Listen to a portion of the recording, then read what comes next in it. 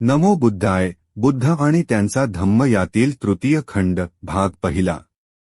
Video सुरू करण्याआधी चॅनेलवर नवीन असेल तर सबस्क्राईब करा आणि व्हिडिओला लाईक करा. चला तर सुरू करूया भाग पहिला. धम्मामध्ये बुद्धाचे स्थान. 1. भगवान बुद्धाने आपल्या धम्मात स्वतःसाठी विशेष स्थान राखलेले नाही. ख्रिस्त हा स्वतःला ख्रिश्चन धर्माचा प्रणेता मानित असे. शिवाय तो आपणाला देवपुत्र मानित असे. माणसाने ख्रिस्त हा देवपुत्र आहे असे जोपर्यंत मानले नाही तोपर्यंत त्याला मुक्ती नाही अशी ख्रिस्ताची अट होती. अशा रीतीने ख्रिस्ताने ख्रिस्ती धर्मीयांची मुक्ती ख्रिस्ताला प्रणेता व देवपुत्र मानण्यावर अवलंबून ठेवल्याने त्याने ख्रिस्ती धर्मात स्वतःसाठी विशेष स्थान निर्माण केले.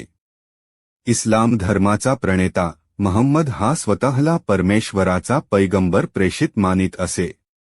याशिवाय तो असे मानित असे की माणसाने 2 अटी मान्य केल्याशिवाय त्याला निजात मुक्ती नाही. इस्लाम धर्मातील मुमुक्षुने प्रथम महम्मदास देवाचा प्रेषित मानले पाहिजे. इस्लाम धर्मातील मुमुक्षुने नंतर महम्मद हा परमेश्वराचा शेवटचा पैगंबर आहे असे मानले पाहिजे. इस्लाम धर्मात वरील 2 अटी मानणाऱ्यांनाच मोक्षाचा मार्ग खुला आहे. मुसलमानांचा मोक्ष हा महम्मदाला देवप्रेषित समजण्यावर अवलंबून ठेवल्यामुळे महम्मदाने आपणा स्वतःला इस्लामी धर्मात स्थान निर्माण केले. भगवान बुद्धाने अशी कधीही अट घातली नाही. शुद्धोदन आणि महामाया यांचे आप औरस पुत्र आहोत ह्यापलीकडे स्वतः संबंधी तो अधिक काही म्हणत नाही. येशू ख्रिस्त आणि महम्मद यांनी आपापल्या धर्मशास्त्रात स्वतःसाठी जशी विशेष स्थाने निर्मिली मोक्षाच्या मार्गात आपले महत्त्व सांगितले तसे भगवान बुद्धाने केलेले नाही. त्यामुळेच त्यांच्या वैयक्तिक जीवनासंबंधी विपुल माहिती उपलब्ध असतानाही ती आपल्यापर्यंत येऊन पोहोचलेली नाही. पहिली बुद्धसंगीती ही बुद्धाच्या निर्वाणानंतर लवकरच भरविली गेली. या संगीतीच्या अध्यक्षस्थानी काश्यप हा होता आणि त्यावेळी बुद्धाच्या कपिलवस्तूचेच रहिवाशी आणि ज्यांनी त्याच्याबरोबर त्याच्या निर्वाणकाळापर्यंत परिभ्रमण केले ते आनंद आणि उपाली त्या संगीतीला उपस्थित होते. परंतु अध्यक्ष काश्यपाने काय केले? त्याने आनंदाला धम्माचे पठण करायला सांगून संगीतीला प्रश्न केला, हे बरोबर आहे काय? ज्या वेळी संगीती होकारात्मक उत्तर देई त्या वेळी काश्यप त्या प्रश्नावर अधिक चर्चा होऊन देता तो प्रश्न तिथेच संपवी. यानंतर त्याने उपालीला विनयाचे पाठ म्हणायला सांगितले आणि संगीतीला विचारले, हे बरोबर आहे काय? संगीतीने होकारात्मक उत्तर देताच त्या प्रश्नावर अधिक चर्चा न वाढविता अध्यक्ष काश्यप तो प्रश्न तिथेच संपवी. या पठणानंतर वस्तुतः काश्यपाने संगीतीत उपस्थित असलेल्या कोणाला तरी भगवान बुद्धांच्या जीवनातील काही महत्त्वाच्या घटना कथन करण्याची आज्ञा द्यावयास हवी होती.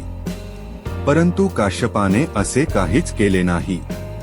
त्याने असा विचार केला असावा की संघाला आपण विचारलेल्या केवळ 2 प्रश्नांशीच कर्तव्य आहे. काश्याने भगवान बुद्धाच्या जीवनातील प्रमुख घटनांचे संकलन केले असते तर आज आपणाला भगवान बुद्धाचे संपूर्ण चरित्र उपलब्ध झाले असते. भगवान बुद्धाच्या जीवनातील घटनांचे संकलन करण्याचे काश्यपाला का सुचले नसावे? केवळ उपेक्षा हे त्याचे उत्तर होऊ शकत नाही. ह्याचे उत्तर म्हणजे भगवान बुद्धाने आपल्या धम्मशास्त्रात आपणा स्वतःसाठी विशेष स्थान निर्मिलेले नाही हेच होय. भगवान बुद्ध आणि त्याचा धम्म या 2 अगदी अलग गोष्टी होत. भगवान बुद्ध स्वतःला आपल्या धम्मशास्त्रापासून अलग मानित असे. याचे दुसरे उदाहरण म्हणजे आपला उत्तराधिकारी नेमण्यास त्याने दिलेला नकार. 2-3 वेळेला त्याच्या अनुयायांनी त्याच्या पश्चात अधिकार ज्याने चालवायचा त्याचा निर्देश करण्याची विनंती केली आणि प्रत्येक वेळी भगवान बुद्धाने तसे करण्याचे नाकारले. धम्म हाच आपला स्वतःचा उत्तराधिकारी असे त्याचे प्रत्येक वेळी उत्तर असे. धम्म हा स्वतःच्या अंगच्या सामर्थ्यानेच जगला पाहिजे. त्याच्या मागील माणसांच्या सत्तेने नव्हे. ज्या धम्माला जगायला पाठीमागे माणसांच्या सत्तेचे बळ लागते तो धम्मच नव्हे, धम्माची सत्ता चालाव्यास प्रत्येक वेळी संस्थापकाचे नाव घेणे आवश्यक भासत असेल तर तो धम्मच नव्हे, धम्म आणि त्यातील आपले स्थान यांसंबंधी भगवान बुद्धाचा दृष्टिकोन अशा प्रकारचा होता. 2. बुद्धाने मोक्षदानाचे आश्वासन दिले नाही. तो म्हणे, मी मार्गदाता आहे, मोक्षदाता नव्हे. बहुतेक धर्म हे साक्षात्कारी धर्म म्हणून वर्णिले जातात, परंतु भगवान बुद्धाचा धम्म हा साक्षात्कार नव्हे. साक्षात्कारी धर्म म्हणजे मी तुमचा निर्माता आहे, माझी पूजा करून आत्माला मोक्ष मिळवून द्या असे प्राणिमात्रास सांगणारा देवाचा संदेश. हा संदेश बहुधा एखादा नियुक्त व्यक्तीच्या म्हणजे प्रेषिताच्या मार्फत पाठविलेला असतो. त्या संदेशाचा प्रेषिताला साक्षात्कार झालेला असतो आणि प्रेषित लोकांना तो साक्षात्कार उघड करून सांगतो. मग त्याला धर्म असे म्हणतात. प्रेषिताचे काम म्हणजे त्याच्या धर्माशी इमान राखणाऱ्यांचा मोक्षलाभ निश्चित करणे. धर्माशी इमान राखणाऱ्यांचा मोक्ष म्हणजे जर ते प्रेषिताला देवदूत मानित असतील आणि त्याने आणलेल्या देवाच्या आज्ञा पाळीत असतील तर त्यांची नरकातील पाठवणीपासून सुटका करणे. भगवान बुद्ध आपण प्रेषित किंवा देवदूत आहोत असला अधिकार कधीच सांगत नसे आणि असे कोणी मानल्यास त्याचे खंडन करीत असे. अधिक महत्वाचा मुद्दा म्हणजे भगवान बुद्धाचा धम्म हा एक शोध होता आणि म्हणून जे धर्म साक्षात्कारी म्हणून समजले जातात त्यापासून तो अगदी वेगळा समजला पाहिजे. भगवान बुद्धाचा धम्म हा एक शोध आहे असे म्हणण्याचे कारण पृथ्वीवरील मानवी जीवनाच्या सखोल अभ्यासातून तो उद्भवलेला आहे. ज्या स्वाभाविक प्रवृत्तीस मनुष्य जन्म घेतो त्यांच्या क्रिया प्रक्रिया आणि इतिहास व परंपरा ह्यांच्यामुळे त्यांना मिळालेले इष्टानिष्ट वळण ह्यांच्या संशोधनाचा परिणाम म्हणजे बुद्ध धम्म. सर्व प्रेषित मोक्षाचे आश्वासन देतात. मोक्षाचे आश्वासन देणारा भगवान बुद्ध हाच एक गुरु आहे. मोक्षदाता आणि मार्गदाता यांमध्ये त्याने विभाजक रेषा काढली आहे. एक मोक्ष देणारा आहे तर दुसरा केवळ मार्ग दाखविणारा आहे. भगवान बुद्ध हा केवळ मार्गदाता होता. मोक्ष हा ज्याचा त्याने आपल्या श्रमाने मिळवाव्याचा आहे. आपले हे मत मोग्गलान ह्या ब्राह्मणाला खालील सूक्तात भगवान बुद्धाने स्पष्ट करून सांगितले आहे. एकदा भगवान श्रावस्तीत मिगार मातेच्या पूर्वाराम प्रासादात उतरले होते. नंतर मोग्गलान हा गणक हिशेब ठेवणारा ब्राह्मण तथागतांजवळ आला आणि स्नेहाने अभिवादन करून त्यांच्या बाजूला बसला. कुशलक्षण विचारल्यावर तो गणक मोग्गलान तथागताला म्हणाला, श्रवण गौतमा, ज्याप्रमाणे माणसाला या प्रासादाने दर्शन क्रमशः होते, पाऊल पुढे पडते, क्रमशः पुढील मार्ग दिसतो, हळूहळू पाया चढून शेवटची पायरी येते, याप्रमाणे आम्हा ब्राह्मणांचे शिक्षण क्रमशः घडते, म्हणजेच आमचे वेदाध्ययन घडते.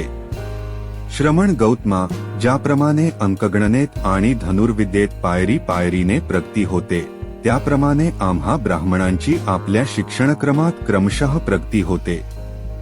जेव्हा आम्ही शिकवणी देतो तेव्हा शिष्याला एकी 1, दुरकी 2, तिरकी 3, चौके 4 असे 100पर्यंत पाढे शिकवितो. गौतमा, आता सांग, तुझ्या धम्मामध्ये अशाच तऱ्हेचे प्रगतिशील शिक्षण तुझ्या शिष्यांना मिळते काय? होय ब्राह्मणा, असेच मिळते. ब्राह्मणा, एखादा अश्वविद्येतील निपुण पुरुषाचे उदाहरण घेऊ. तो प्रथम जातिवंत घोडा घेऊन त्याला लगाम घालून पहिला धडा देतो. नंतर तो त्याला अधिकाधिक शिकवू लागतो. ब्राह्मण, अगदी त्याप्रमाणेच तथागत शिकाऊ माणसाला हाताशी धरतात आणि त्याला पहिला पाठ असा देतात. बंधू, शीलवान हो आणि कर्तव्याच्या जाणीवेने स्वतःला संयमित कर. प्रतिमोक्षाचे नियम पाळीत जा, सदाचार संपन्न हो. क्षुद्र दोषातही भय आहे हे ओळखून स्वतःचे वर्तन ठेव. विनयाचे परिपालन कर. हे सर्व तो शिकल्यानंतर तथागत त्याला असा दुसरा पाठ देतात, ये श्रमणा ये. डोळ्यांनी वस्तू पाहिली असता तिच्या ब्राह्य देखाव्याने अथवा तपशिलाने भारला जाऊ नकोस. संयमरहित चक्षुरिंद्रियाने रूपग्रहण करताना ज्या सतृष्ण वृत्ती पाण्याच्या पुराप्रमाणे माणसाच्या चित्ताला बुडवून टाकतात, त्या दुर्वृत्तींना ताब्यात ठेवण्याचा सतत प्रयत्न करीत रहा. चक्षुरिंद्रियाविषयी सावधान रहा. चक्षुरिंद्रिये संयमित ठेव. इतर इंद्रियांबाबतची असाच निग्रह कर. जेव्हा कानाने एखादा आवाज ऐकतोस, नाकाने वास घेतोस, जिभेने रुची घेतोस, शरीराने वस्तूला स्पर्श करतोस आणि ज्या वेळी तुझ्या मनाला त्या वस्तूंची जाणीव होते, त्यावेळी त्या वस्तूंच्या सामान्य दर्शनाने अथवा तपशिलाने मोहन जाऊ नकोस. शिष्यांनी असे इंद्रिय प्रभुत्व मिळविले की नंतर तथागत त्याला दुसरा असा पाठ देतात. श्रमणाये, हात राखून खात जा. खाताना चित्त सावकार. दुसरा केवळ एक खेळ किंवा शरीराचे चोचले अथवा वैयक्तिक शरीर सौष्ठव राखे राहू दे. ऋणून खाऊ नकोस. तर शरीरयष्टी ठीक राहावी, तिचे पोषण व्हावे, तिला इजा होऊ नये आणि श्रेष्ठ जीवन जगता यावे यासाठी अन्न भक्षण करावे. भोजनस्मयी मनात सदोदित हा विचार असावा की मी माझ्या पहिल्या वेदनांचा निग्रह करीत आहे. नव्या वेदना उत्पन्न होऊ देणार नाही. माझी जीवनयात्रा निदर्दोष आणि सुखपूर्ण होईल. नंतर हे ब्राह्मणा, श्रमण अन्नभक्षणाचा निग्रह शिकला की तथागत त्याला पुढे असा पाठ देतात. श्रमणा ये, जागृततेचा सती अभ्यास कर. दिवसा चालता बसता तू चित्तशुद्धीचा प्रयत्न कर. रात्रीच्या पहिल्या प्रहरी सुद्धा येरझाया करीत किंवा एका जागी बसून चित्तशुद्धीची साधना करीत राहा. दुसऱ्या प्रहरी उजव्या कुशीवर सिंहासारखा एक पाय दुसऱ्या पायावर ठेवून पडून राहा आणि सावध राहून बुद्धिपुरस्सर व एकाग्रतेने चित्तशुद्धींचा विचार कर. तिसऱ्या प्रहरी उठ आणि येरझारा करीत किंवा बसून आपले चित्तमलापासून परिशुद्ध कर. हे ब्राह्मणा, तो श्रमण जागृततेचा अभ्यासी झाल्यावर तथागत त्याला दुसरा पाठ देतात. तो असा श्रमणा ये. जागरूकता आणि स्मृती सम्यक जाणीव यांनी युक्त हो. पुढे जाताना किंवा मागे येताना आत्मसंयम राखीत जा. पुढे किंवा मागे पाहताना, वागताना किंवा विसावा घेताना, अंगात वस्त्रे घालताना किंवा वस्त्रे आणि भिक्षापात्र नेत असताना, खाताना, घळताना, स्पर्श करताना, शरीर व्यापार करताना, चालताना, उभे असताना, निद्रिस्त असताना किंवा सावध असताना, बोलताना किंवा मौन धारण केलेले असताना सदैव स्मृतियुक्त म्हणजेच जाणीवपूर्वक संयम राखीत जा. नंतर हे ब्राह्मणा, त्या शिष्याला आत्मसंयम साधता आला तर तथागत त्याला पुढील पाठ देतात. श्रमणाये, एखादे एकांताचे स्थान शोधून, मग ते अरण्य असो, एखादा वृक्ष असो, पर्वतगुहा असो, पर्वतगुंफा असो, स्मशानस्थान असो, वनगुल्म असो, आकाशाखालील मोकळी जागा असो अथवा गवत पेंड्यांच्या राशीजवळची जागा असो, तसे एखादे एकांत स्थान तू शोधून काढ आणि अन्नभक्षण केल्यानंतर आसनमांडी ठोकून, शरीर ताठ ठेवून 4 प्रकारच्या ध्यानांचा अभ्यास कर. हे ब्राह्मणा, जे श्रवणशिष्य आहे, ज्यांनी मनोनिग्रह अद्यापी साधलेला नाही, परंतु तो तसा साधण्याची ज्यांना इच्छा आहे त्यांना मी असे क्रमिक शिक्षण देतो. परंतु ज्यांनी अर्हतपद प्राप्त केले आहे, ज्यांनी आसवांचा नाश केला आहे, ज्यांनी आपल्या जीवनाचा उद्देश साधला आहे, जे कृतकृत्य झाले आहे, ज्यांनी आपल्या शिरावरील भार उतरून दिला आहे, मोक्ष मिळविला आहे, ज्यांनी भवबंधनाचा उच्छेद केला आहे, प्रज्ञेने जे विमुक्त झाले आहे, त्यांना वरील अभ्यासक्रम आपले वर्तमान जीवन सुखपूर्ण आणि जागरूकतेने संयमित राखण्यास उपकारक ठरतो. तथागताचे हे भाषण ऐकून तो गणक ब्राह्मण म्हणाला, परंतु गौतमा, मला हे सांग की तुझे सर्व शिष्य अशा तऱ्हेची परिपूर्णता किंवा निर्वाण मिळवू शकतात काय? किंवा काहींना ते मिळविताना अपक्षय येते काय? ब्राह्मणा, माझ्या काही श्रावकांना असा उपदेश केला असताना आणि त्याचा त्यांनी अभ्यास केला असताना काहींना निर्वाण साधता येते आणि काहींना ते साधता येत नाही. परंतु गौतमा, याचे कारण काय? तिथे ते निर्वाण आहे, इथे हा निर्वाणाकडे जाण्याचा मार्ग आहे. इथे श्रमण गौतमासारखा थोर गुरु आहे. मग ज्यांना तू असा उपदेश केला आहेस, शिक्षण दिले आहेस, त्यांच्यापैकी काहींनाच फक्त निर्वाण साध्य व्हावे व काहींना होऊ नये हे कसे? ब्राह्मणा, त्या प्रश्नाचे तुला मी उत्तर देतो. परंतु प्रथम माझ्या एका प्रश्नाचे तुला योग्य वाटेल तसे उत्तर द्यावे लागेल. सांग, तुला राजगृहाचा रस्ता पुरा माहीत आहे का? होय, मला तो पूर्ण माहीत आहे.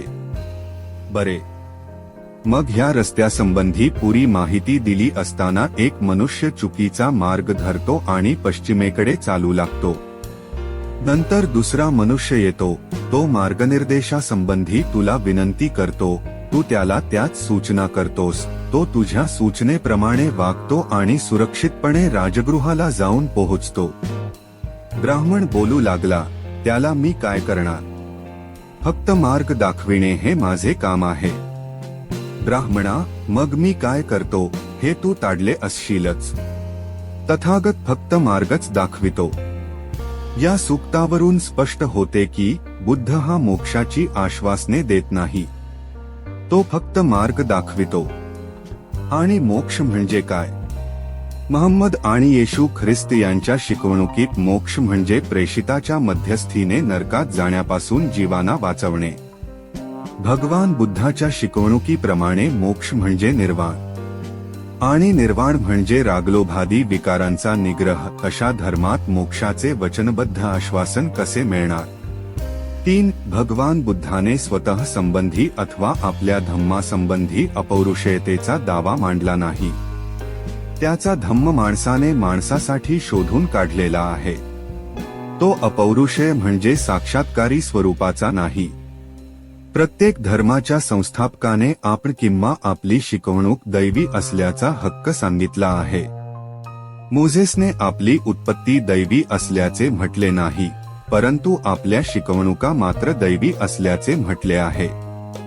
त्याने आपल्या अनुयायांना सांगितले आहे की दुधामधाच्या प्रदेशात ज्यांना जावयाचे असेल त्यांनी ही शिकवणूक मान्य केली पाहिजे. कारण गती जिव्होवाची म्हणजे ईश्वराचीच शिकवण आहे. येशू ख्रिस्ताने आपण देवपुत्र असल्याचे स्वतःच सांगून दैवीपणावर हक्क सांगितला आहे. स्वाभाविकपणे त्याची शिकवणूक ही दैवी झाली आहे. कृष्ण तर म्हणत असे, मी स्वतः देव आहे आणि गीता हा माझा शब्द आहे. भगवान बुद्धाने मात्र आपल्या शासनासंबंधी किंवा स्वतः संबंधी कधीही असा दावा मांडला नाही. तो तर असे म्हणत असे की आपण इतर माणसांसारखे आहोत आणि आपला संदेश म्हणजे एका माणसाने आपणास दिलेला संदेश आहे. आपला संदेश प्रमादातील आहे असे त्याने कधीच म्हटले नाही. तो म्हणतो, माझा संदेश म्हणजे माझ्या मताप्रमाणे मोक्षाकडे जाण्याचा एकमेव सत्य मार्ग आहे. त्याचे अधिष्ठान म्हणजे जगातील सर्व माणसांचा जगासंबंधीचा अनुभव. तो म्हणत असे की त्यात कितपत सत्य आहे हे पाहण्यासाठी त्यासंबंधी कोणताही प्रश्न विचारायला आणि त्याचे परीक्षण करायला सर्वांना स्वातंत्र्य आहे. कोणाही धर्मसंस्थापकाने आपल्या धर्माला अशा प्रकारची कसोटी लावण्याचे आव्हान दिलेले नाही. नमो बुद्धाय. भगवान बुद्ध कहते हैं कि हर करीबी इंसान को अपना राज मत बताओ, क्योंकि जो आज आपके साथ है कल को वो आपके खिलाफ भी हो सकते हैं. ये विचार आपको अच्छे लगे तो एक लाइक जरूर कर देना.